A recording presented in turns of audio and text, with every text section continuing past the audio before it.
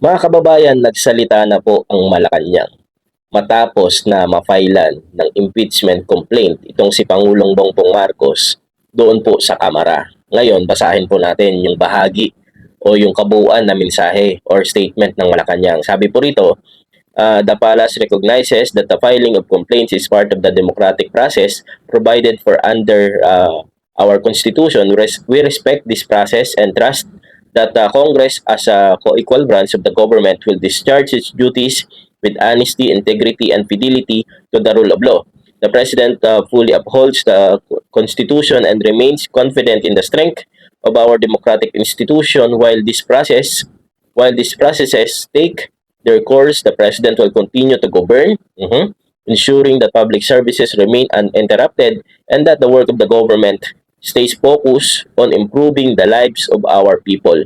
And our institutions are strong, our processes are clear, and the administration remains committed to stability, accountability, and the betterment of every Filipino. Okay, yan po yung mensahe ng Malacanang, mga kababayan. Kasi may nag-file po ng impeachment doon sa Kamara.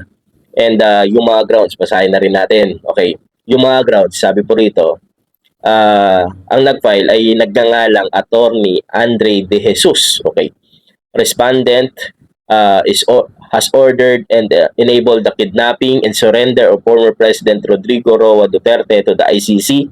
Respondent is a drug addict whose condition impairs his judgment and leadership. Respondent failed to veto unprogrammed appropriations and other unconstitutional provisions of the General Appropriations Bill for 2023, 24, 25, and 26.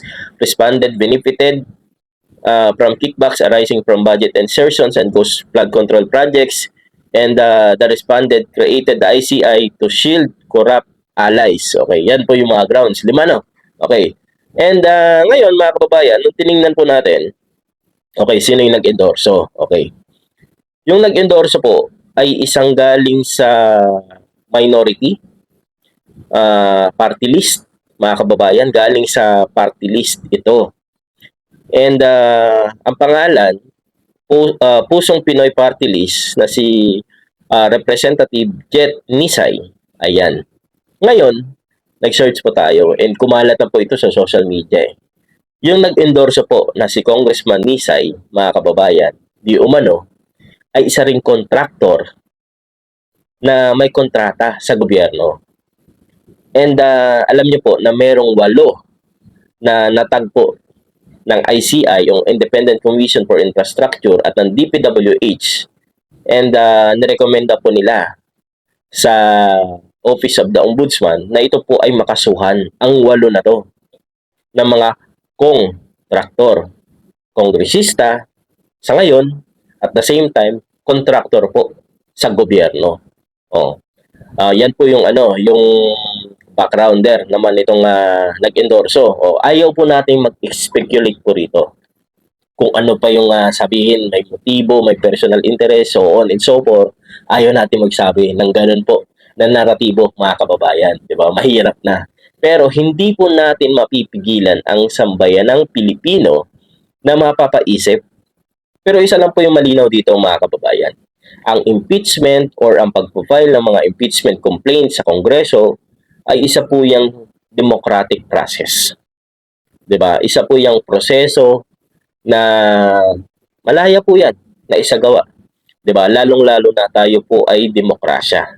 Malaya po yan. Ang tanong na lang dyan, dahil numbers game po yan, base sa mga sinite, 'di ba? Ng mga dahilan, rason, ebidensya na ano po nila para ma-file ng impeachment or ma-impeach, mapatalsik itong si Pangulong Bongbong Marcos, tatayo ba yan sa korte, di ba? Or tatayo ba yan dyan sa Committee on Justice, i-hearing nila yan, may proseso po yan, ganito ganyan. Then bago matransmit sa Senado, kailangan yan 1/3 na boto. Okay, sabihin man natin nasa 315. Halimbawa lang, ang ating kongresista, 1/3 niyan, mga kababayan, is nasa 105. Then pagdating sa Senate, kailangan mo doon 2/3, 'di ba? Nang boboto pabor sa impeachment para mapatalsik ang presidente. Alam po natin, umuugong po ngayon hindi lamang kay presidente. 'Di ba? Pagdating ng February 6 ba 'yon? tapos na yung 1 year bar rule ng impeachment laban naman kay Vice President Sara Duterte, 'di ba? Ano naman siya, maglalapse na yung 1 year. So pwede na ulit mafailan ng impeachment itong si VP Sara, 'di ba? Pwede na ulit mafailan. O yung kay Pangulo, kailangan pa may mga hearing 'yan, 'di ba? Eh yung kay VP Sara, di natin alam kung ano yung strategy naman ng mga complainant diyan. Kung gagamitin ba nila yung tulad yung mga articles of impeachment in the year 2025 na na-submit ko doon sa Senado, 'di ba? And until now wala pa yung MR, wala yung resolution, wala pa yung desisyon, okay, ng Korte Suprema doon sa kanilang motion for reconsideration, wala pa until now, 'di ba? Sana maano na to, ma-resolve na ng Korte Suprema para malaman po ng Kamara kung yung gagamitin ba nila na proseso ng pagdinig ng impeachment yung sa dati pa, 'di ba, yung nasa basehan yung constitution natin o yung bago, 'di ba, na may panibagong kautusan na, may panibagong resolution na nilabas, 'di ba, itong Korte Suprema, mas mahirap na proseso po 'yon, 'di ba? Mas mahirap na proseso. O di po natin alam pagdating diyan. Yan po yung isa sa mga maingay na event, maingay na ganap ngayong 2026, 'di ba? Nung mga first week ng tawag nito ng January, ugong-ugong pa lang 'yan. Bulong-bulungan pa lang yung impeachment na 'yan about kay PBBM, and kahit yung kay BP Sara, ang unang pumutak about doon. Siya mismo. 'Di ba? Siya mismo, "Oy, yung mga budget ganito ganyan." Nag-aareglohan na, 'di ba? Kung ano-anong pinuputak, 'di ba? Para lang po na mapag-usapan na kumbaga parang tinatrabaho na siya, 'di ba? Ganun kaagad. Nagpalabas kaagad ng ganung issue para mapag-usapan. Ngayon, dito po natin tatanungin ang mga Pilipino, sino ba ang dapat o mas karapat-dapat na ma-impeach sa dalawang pinakamataas na pinuno ng bansa po natin? Si PBBM ba or si VP Sara? Or wala, 'di ba? So once again, magandang araw mga kababayan, and God bless po sa ating lahat.